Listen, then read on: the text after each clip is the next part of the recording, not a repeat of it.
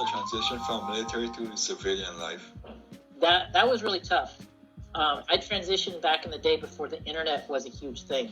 So I transitioned from Korea to the United States to coming back here and trying to be a civilian, but still having a very anti-civilian mindset and a very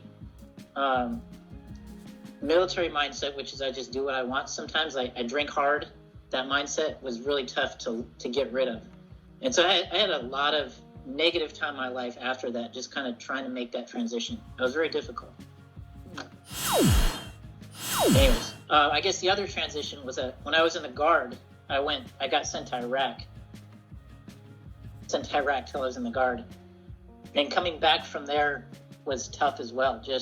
I think the toughest part was understanding and finally really learning how rich we are in America. Like even the people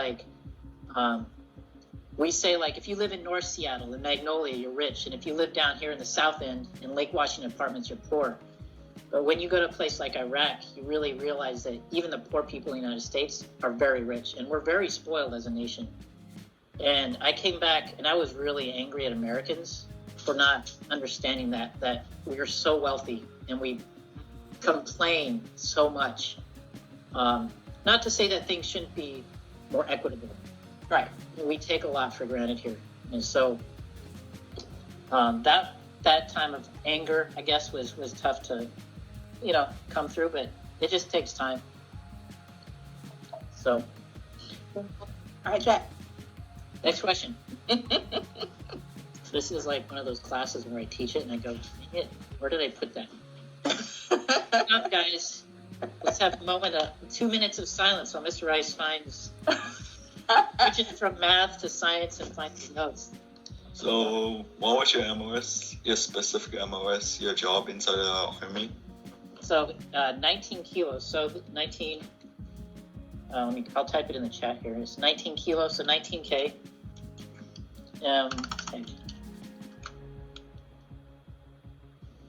When I win.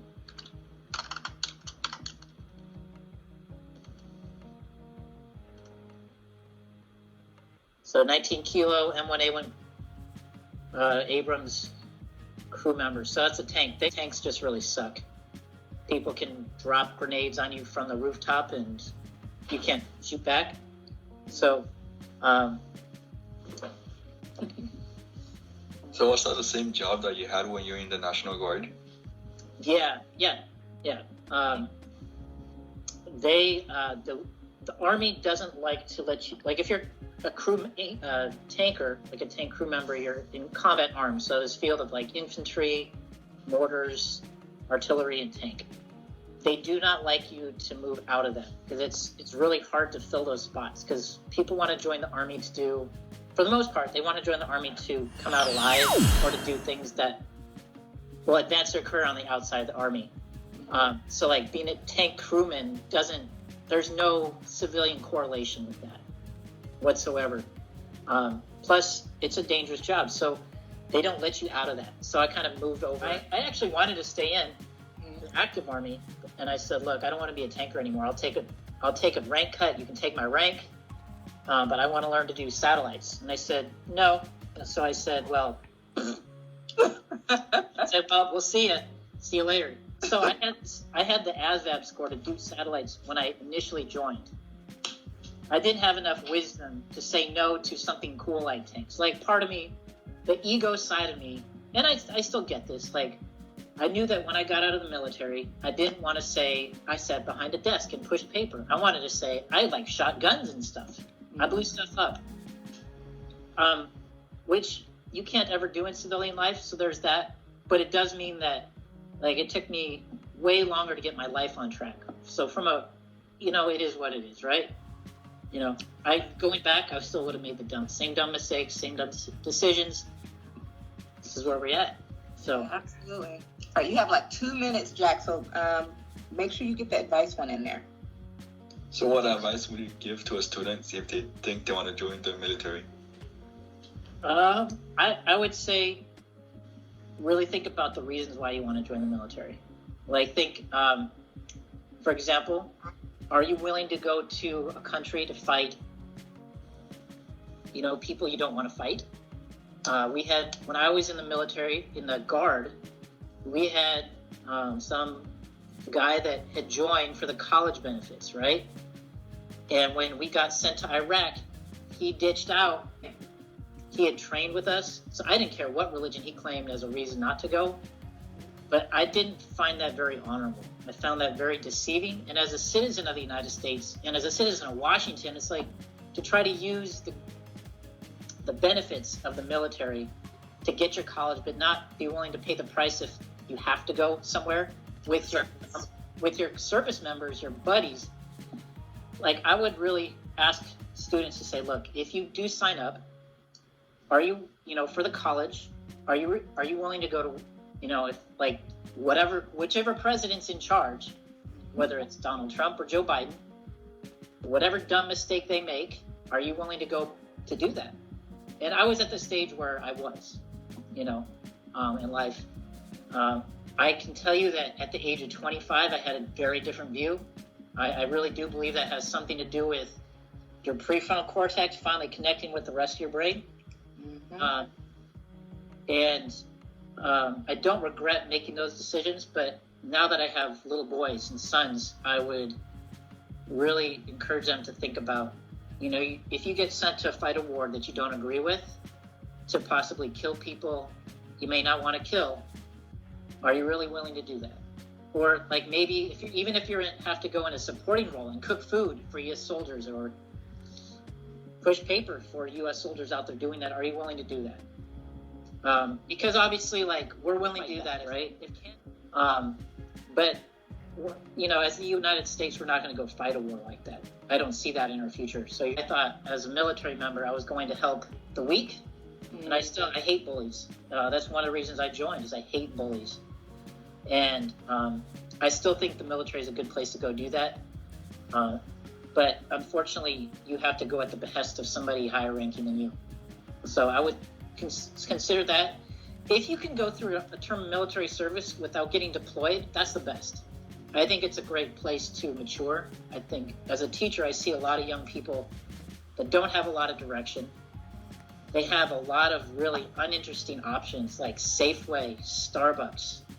They know, like, maybe I don't want to pay UW tuition to go to UW and experiment to find out what I want, because then I'll pay thousands of dollars for a degree or some classes that I don't like. So they don't want to do that. That's where I was. So the military for me for a while was just a place to get out my stupid, get out. It was exciting. It's always exciting. You're with people your own age. You're away from your parents.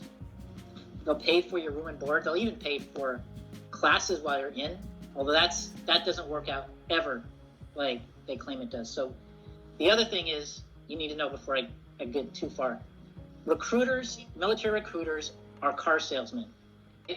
You're just a number to a recruiter. Don't ever think a recruiter is your friend, okay? I signed up in the delayed entry program for Navy, and I thought I was in. And then when I was a senior in high school, I took physics, and I hated physics, and I sucked at physics. And I heard through some grapevine that if you don't pass your sub school, the Navy they don't kick you out of the Navy. They give you whatever crappy job they want to give you. And I thought, oh, I don't want to do this, but how do I get out? I signed up. It's all fake. They cannot get you to sign up before you're 18. Now, if you're 18 and you swear, you're an adult. You are committed. You gave away your rights, period. If you were 17 years old and 364 days old, when you raised your hand and swore in, you are a minor and you are not committed. On the day that those recruiters show up to your house, just be gone. Just go away. That's what I did. So I went to work. On the day the recruiters, they came to my house.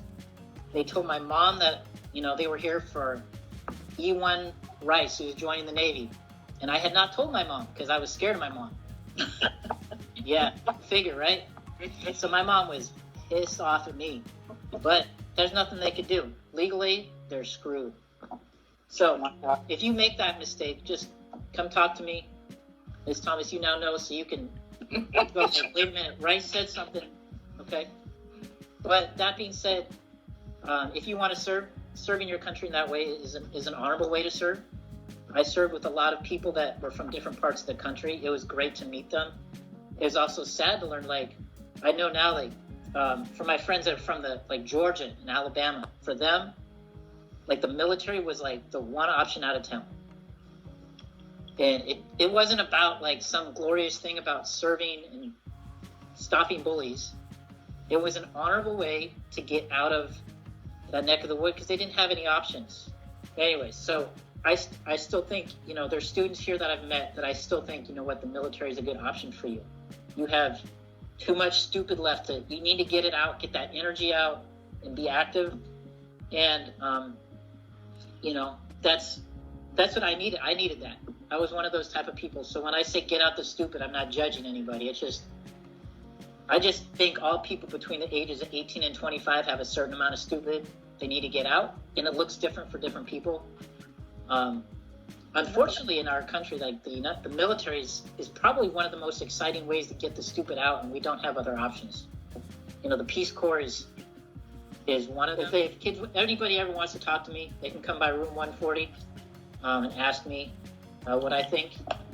And yeah, the other thing, if you sign up,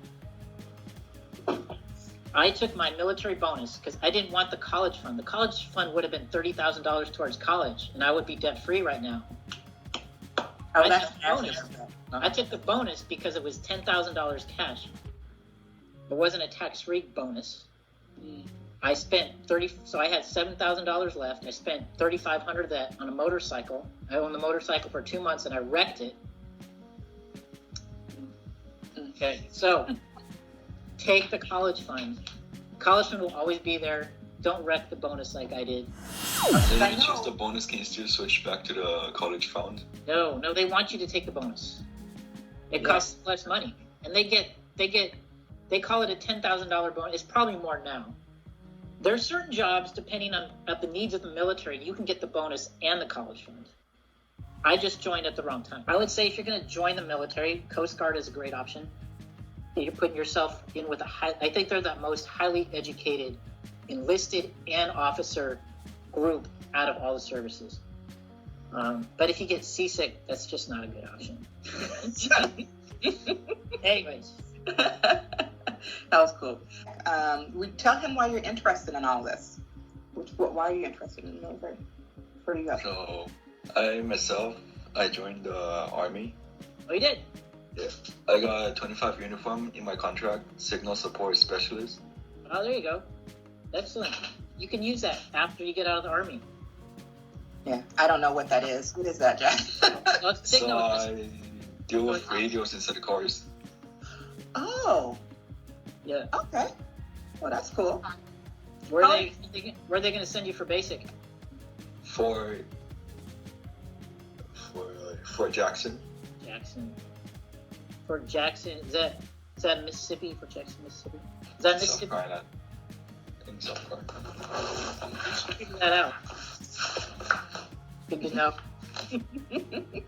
Are you 18, Jack? Yeah. You're in. Yeah. Wait, how did you sign your contract? It's an 8-year contract. You know that, right? Yeah. How did you divide it up? Did they still do like the try-1, or did you do 4 and 4? 6 years reserve and then 2 years inactive reserve. Okay. So you go to basic, and then you'll come back, and then you'll go to your AIT. Yeah. Okay. Where's your station going to be here in Washington? Where are you stationed Fort out of? Lewis. Oh, out of Lewis. Okay. That's close. How'd your parents feel about that? They support it, yeah. It's my choice. They said they support it. That's really cool. Well, I certainly learned a lot, and I definitely want to thank you again for your service, Mr. Rice. And we totally appreciate you, and not just in the military, but also at Rainier Beach. You're definitely, one of the key stakeholders in our building. You've been there for a while, and you've been serving the Rainier Beach community for a long time, and we appreciate that as well. All right. You're welcome. Thanks so much. Thank you, Jack. All right. Thank you. Bye, guys. All right. Anytime you want to talk, Jack, let me know. All right. All right.